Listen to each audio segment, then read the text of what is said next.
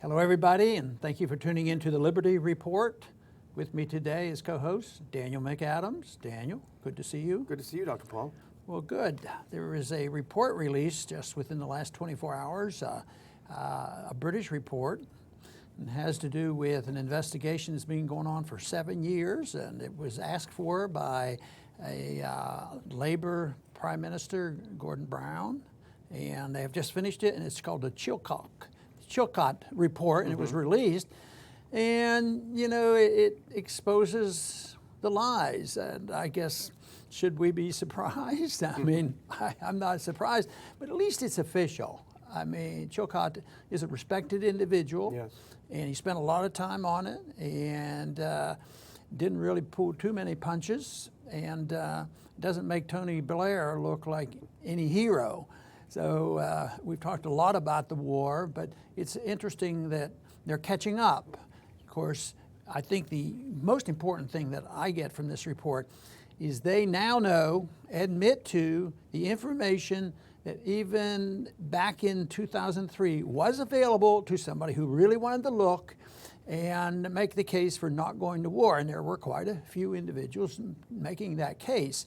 And yet now, this many years later, they're finally coming up. So it's pretty hard, to come to the conclusion that something good has come of this.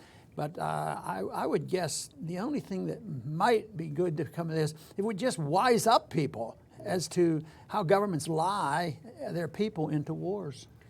And unfortunately, it doesn't change. We just talked about it on yesterday's show, how General Breedlove was trying to do a very similar thing, falsifying tanks here and this and that. So unfortunately, without justice, there's no disincentive to do it. But this is an exhaustive report. It took 7 years to compile. It's composed of several million words of written text. Just the summary was 140 some pages. So it's an exhaustive report, and I think it's slightly less satisfying to people who would like to see some more accountability on the part of Tony Blair. He's not going to be prosecuted, it doesn't look like, in the UK for what he's done. However, as you point out, it lays bare the main fact. I think the main takeaway is this was a war of choice. I think that's, if you could boil it down to one line. And this brings back memories and recollection of an individual who did stand firm in the British Parliament, Robin Cook. Yes. And they took the vote, they decided to go to war, and he resigned his seat in the Parliament over the outrage of this. So he obviously had good common sense, or didn't believe what the government was telling him, and he was absolutely right.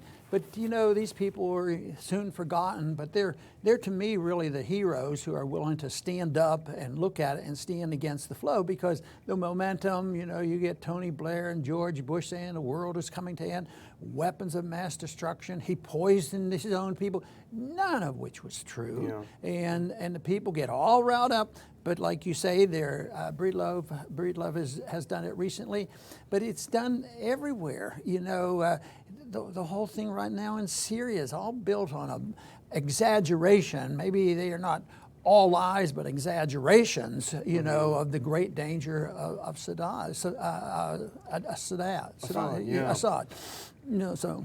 But I think, this whole idea of the war of choice, it said military action was not the last resort. There was no imminent threat. That's from the report. And a war of choice is really, by definition, a war crime. You're not being threatened. You're not in any way threatened by Saddam, yet you choose to go to war. They also found that it undermined the UN Security Council. They knew they couldn't get a Security Council vote because the French were against it. Turns out they were right at the time. They went against that. The WMD's threat was, quote, presented with a certainty that was not justified. And there were a couple of other things. There was no post-war planning.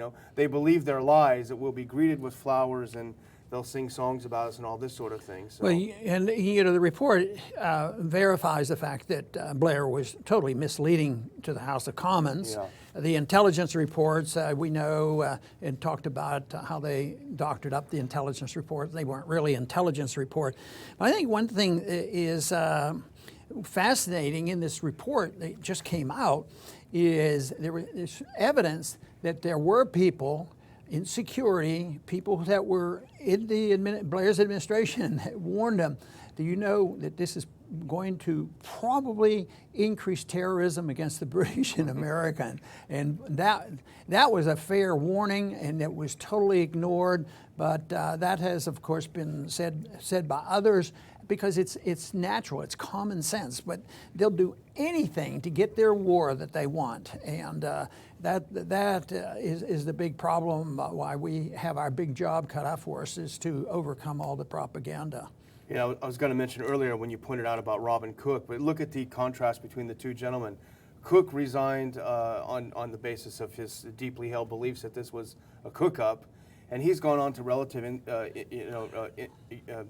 he's gone on to be relatively unknown. And look at Tony Blair, who did this horrible thing, and now he's made millions, tens of millions of dollars. He's enormously wealthy and respected by many. So there is a price to pay if you stand up for principles. You know, then the scare tactics, you know, they did it in the Persian Gulf War, they did it in the Iraq War, they did it with Afghanistan. They're continually doing it today, you know, about how terrible things are in Afghanistan. But in one sense, they're talking about bringing troops home from Afghanistan. In the other sense, this Taliban is stronger than ever before. Stronger, matter of fact, they essentially didn't exist to much of a degree before we went in there, you know, after 9/11. So. You know, it's one of the things that, you know, Blair has come back, he's come out punching again. He's in a corner. This report has put him in a corner, and he gave a very long statement earlier today, and it was really interesting to watch all of his justifications, and it shows that he really hasn't learned much, even though he's pretending to be chastened by the report. He's certainly not. He said he's relieved that there was no finding that the intelligence was falsified. But, you know, that wasn't the point. Nobody was saying that they were writing phony reports about the WMDs. It was how it's manipulated, particularly by Blair and the people who are around him. The report didn't need to be falsified. It was manipulated and changed around to mean something that it didn't mean. And, you know, there was, you know, talk at the time on occasion about the just war theory, you know, that you can go through certain steps. And one was, has everything been tried? Yeah. And the report essentially said, no, yeah. They essentially didn't do anything. Remember how rushed Bush was, and Saddam was trying to say, well, yes, I'll talk. No, let's hurry up and start this war. And then under the just war theory, it's also supposed to be proportional. You know, to the attacks. Well, they say, yeah, just look at what he was doing to his people. But look at what we did to their people. You know, and it's estimated that over 1 million Iraqis died over this, and many millions were injured and starved and all these things. And it to me was just such an utter tragedy. But what they do to all of us who were objecting to this, they say, a Saddam Hussein lover. You love him? Yeah. Well, first, I love the defense of this country and the legal and the law, and it was illegal. It was based on lies, and so that's one thing. But the whole thing is their idea of contriving up all this, you know, harm and danger, weapons of mass destruction. It makes things that much worse. And I mean, how could anybody argue that the world is better off since we've invaded and occupied so many countries in the Middle East in the last 15 years? Well, Blair is so brazen that he would do just that. And here's, as a matter of fact, here's one thing he said today, and I know you'll get a kick out of this. It's unbelievable how brazen he is. He said, well, and he was justifying the attack. Well, Saddam was capable of unpredictable, catastrophic actions. You know, kind of like the U.S. invasion. Yeah. So, yeah, anybody's capable of it, but I would think that our actions were, you know, a lot more detrimental. But people resent the idea that to go to war is patriotic. To fight a war, support the country. And I heard it. I was on the receiving end of this. And even today, as a consequence of this, they want to qualify even those who objected to the war. But we have to really put on high pedestals, give high praise to those individuals who fought for our liberties. In this case, it was the British, and they use this all the time. They fight for our liberties. They fight for our Constitution. How do they fight for our Constitution when they go to war unconstitutionally? And this, to me, is a real shame. But it's tragic. And they say, well, yeah, that means you have no empathy, no sympathy at all for these people who sacrifice. Yeah, probably a lot more than they have, because I'm not going to lie to them. But they're the victims. Yeah. They're victims. They're not international heroes, and they haven't preserved our freedoms, and they haven't preserved our Constitution. But they are victims of the American people who have been too complacent, and the British people way too complacent to allow guys like Bush and Blair to get together and decide, well, we're going to have a war because there's a bad guy over there. And who knows exactly what's deep down in their minds, you know. It's sort of hard for me to think that Blair, it's all about the oil, but who knows? Maybe he was in the oil business too, you know. But that to me is so sad, because I think there's a big difference between using these individuals who died and were wounded as the pawns for trying to elicit patriotism and loyalty to your government. At the same time, they're the victims of bad government, bad policies, and people who do things either out of total ignorance or out of evil motivations. And unless this message gets out, it's going to continue. Wars have been going on for a long time. Of course, in the Swords into Plowshares, I try to make the case, why does it have to continue to go on? Why can't we introduce this whole notion that it doesn't have to go on forever and ever? Yes, they've been going on for a long time, but there have been some episodes in history where there's been less war than others. But I actually think it's capable that mankind can evolve in a positive way. But I'm not holding my breath, and I'm not being naive. But there's no reason in the world why we can't think with education and understanding that is available to people now, that you would have more Gordon Browns who would stand on principle and stand up to his government and say, you guys are really messing things up. This is the wrong thing to do. And of course, we have the heroic changes in attitude from Walter Jones, who saw that and said, no, this was wrong, and has now, become anti-war. And I think people can change, and I think the availability of information is much more so than ever before. Yeah, and as unsatisfying as this report may be in some ways, meaning that the people who really did this, responsible for all these lost lives, will probably not be brought to classic justice. At the same time, we talked about this before. Well, where's our Chilcot Report? Why don't we get one here in the U.S. where they look in all the neocon lies used to justify the war, from Bush and Cheney on down to all of the think tanks? Why don't we have our own commission like this that would do it? Well, I'll tell you why. My opinion, of course. Maybe the British have a little bit more division between their party system, and they're not so locked in on one policy. But that's probably a relative term. But in this country, do you think that a person like Hillary Clinton, if she were to become president, she would say, that Bush was a bad guy. He was starting these wars. And I think the Republicans have been terrible, because they were wanting to go into Libya and things like this. Yeah. And yet she was, as much part of it. She was probably more hawkish than a lot of Republicans were. Yeah. So she's not going to do it, because they both believe in the war. This has always been separated, from, if they argue about Syria or Benghazi or any of these things, becomes political infighting. Mm-hmm. And it's a total distraction from the real issue. Why are we there? Why were we in Libya for this catastrophe? And why are we in Iraq, when even then Blair was being advised, what? This could end up with a lot more terrorism. People are going to resent this. Common sense should tell this to people, and yet too many have bought into this thing of American exceptionalism, and we've talked about that. There's ways to be exceptional and there's ways not to be exceptional, but you can't be spreading exceptionalism with guns and bombs and missiles and intimidation.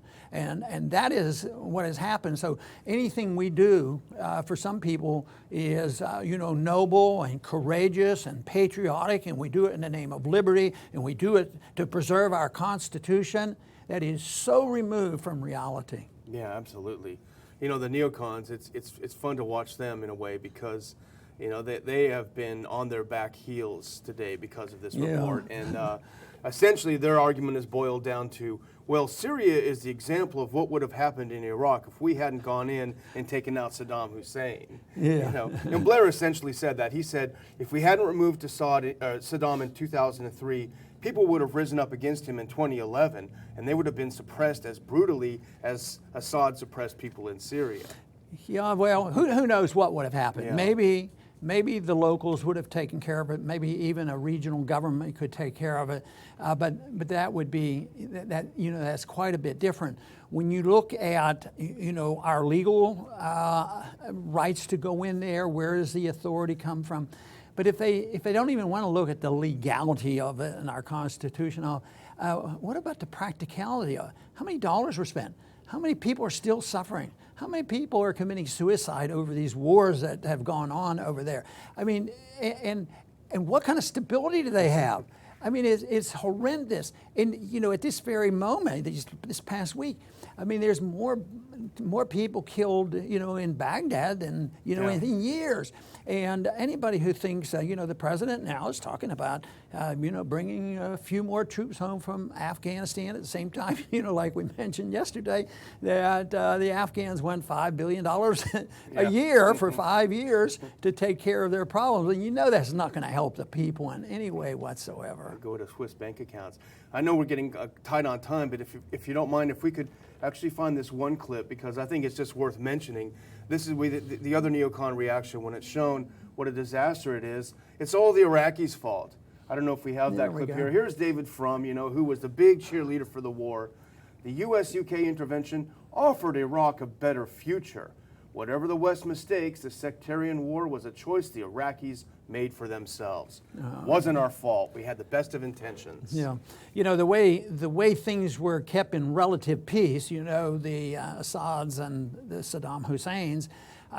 Yes, it's sort of a little bit old school compared to some of the countries in the West that have lived more peaceably.